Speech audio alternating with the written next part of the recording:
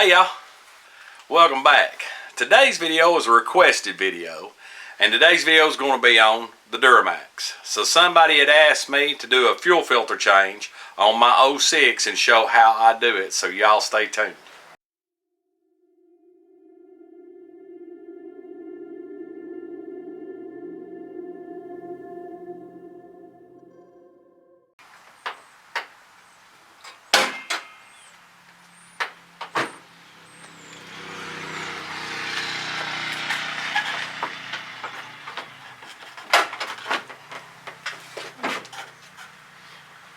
Your fuel filter is located on the passenger side. This really isn't super complicated. There's a plug-in on the bottom that's got to be unplugged, and then you unscrew the filter once the plug-in is broke loose, and you unscrew the filter just like you would an oil filter. So I'll show you what plug I'm talking about.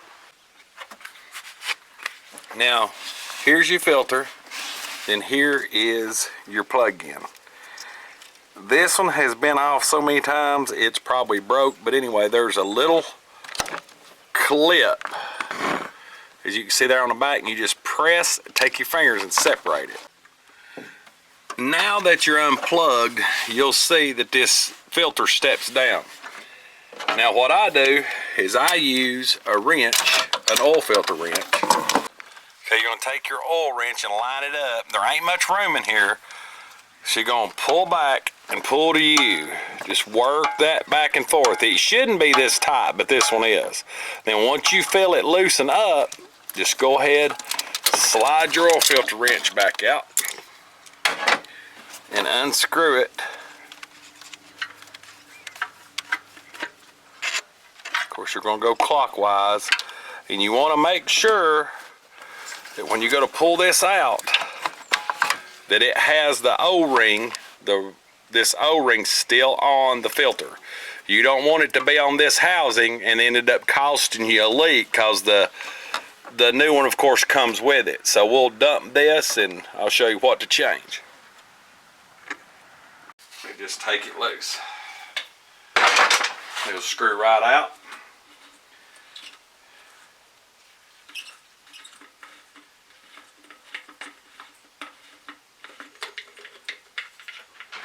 There's your second O-ring. So you're going to pull it off, discard the old filter, and the new filter, which I'm using MicroGuard. Shout out to O'Reilly's guys in Lenore City. I told them I'd do that. They got my parts for me the other day. I'm using a MicroGuard here. So it has two O-rings. You got your big O-ring that goes in the top, and you've got the O-ring I just showed you that come off of this one. So put your new O-ring on.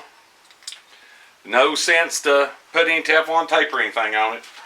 Turn your filter upside down and screw it in. These don't have to be super tight, but I guess this one's built pressure over time. That's why it was so tight. So I just run it down as tight as I can in my hand. Take my pliers, and all I'm going to do is snug it. That's it. Then you want to take and put your new O-ring on and push it down all the way around. And you can take, I got a little bit of diesel here that come off of it, and you're going to want to wipe it with a little bit of diesel. Make sure it's clean, and we're ready to reinstall.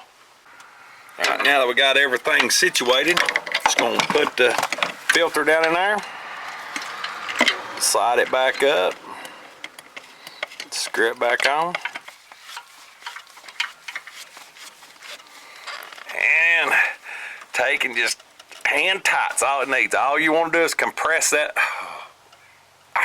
compress that O-ring. All you want to do. Then, go find your little wires, hook them back up.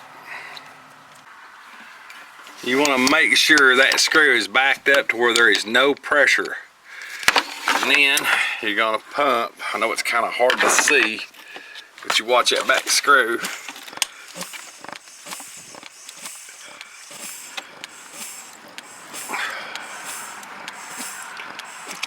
There it is. So now I'm pumping fuel back up top. You can see it running out and running down the filter. So we're going to tighten this screw back down.